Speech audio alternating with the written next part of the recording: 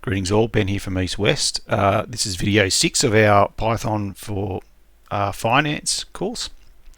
So we're going to keep building here. Now, just as we go along, we're just doing these little projects just to introduce new concepts every time, so you can sort of build up a bit of a knowledge base and a utility folder. So what I'd suggest we do here is, we know we've just got our folder open called Python codes, but all the little codes that we're writing here, I like to consider them as utilities.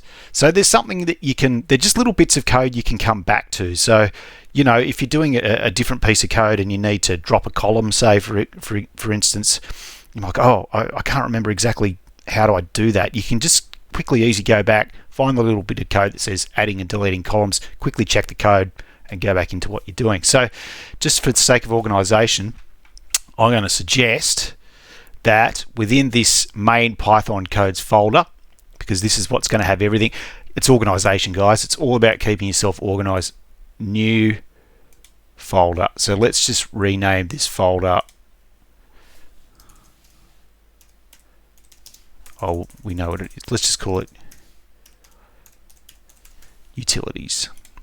Okay, so now we've got a folder called utilities. So what I'm going to do is I'm just going to move all these codes into this folder. Okay, now the way we do that, so we just click there and we go move.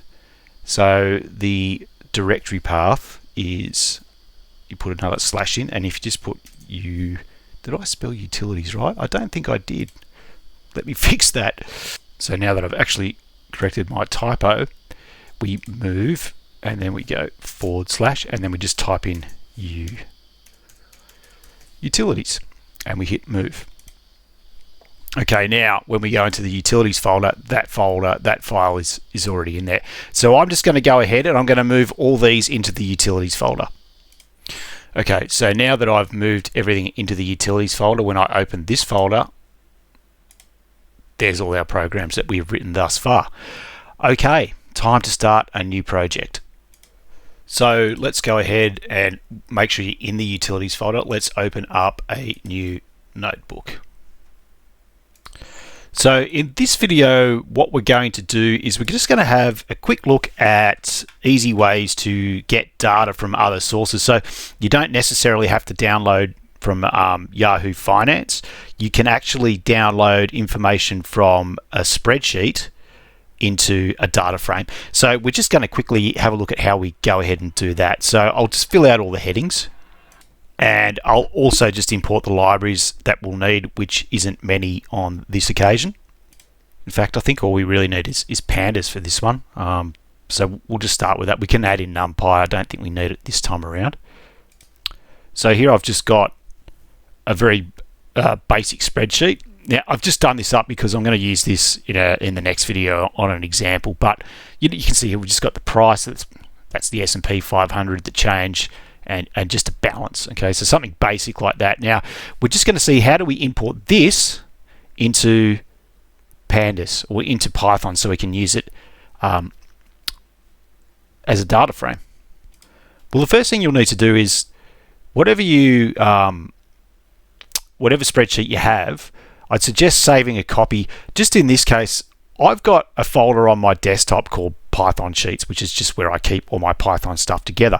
But in this case, I'd suggest that we just save a copy of this spreadsheet to the desktop. So let's just call this test data. So I'll save test data and I'll make sure there's a copy of that on the desktop.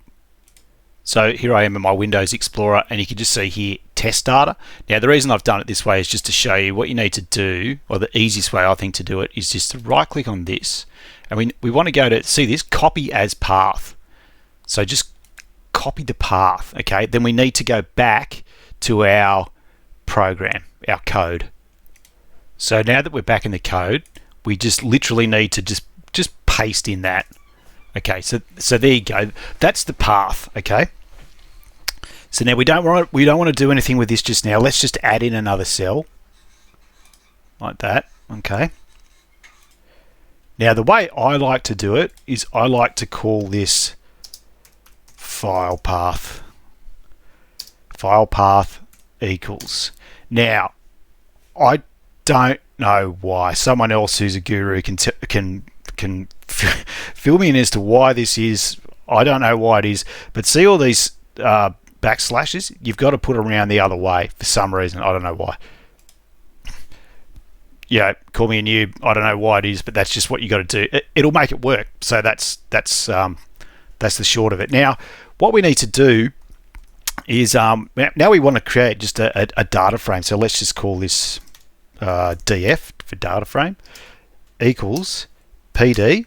Okay, remember we imported pandas, so this is a pandas function, which is why we've got pd dot read underscore excel. Okay, and then we need to give it the path to read. So one way you can do it is to actually just put this straight in, but because we've already assigned this text string to file path, we can just put in here file path.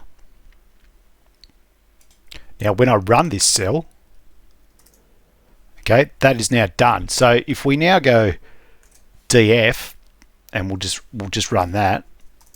Okay, so that's the spreadsheet we had is now just been imported into a data frame. So we've got our data in there. Now, one of the reasons that I do this is because sometimes you might want to change what spreadsheet you're using within the same program. So you might do something like this. Just let me fill this in. So I've just put a bit of a different format in here. So you might want to read a file that's actually a CSV file rather than an Excel file. So if you've got all your programming down here, but it's just a matter of the data source, you can come in here and just hit Shift and hash, because that just comments that out. And you do the same thing here, hash. So now that that's commented out, okay, it's not going to read that. Now it's going to read this. This is the file path, but it's going to PD read CSV, not read Excel, because it's an Excel. This is an Excel and this is a CSV. So if we do that, then it's reading a whole different spreadsheet, which is, you know, a whole bunch of different data.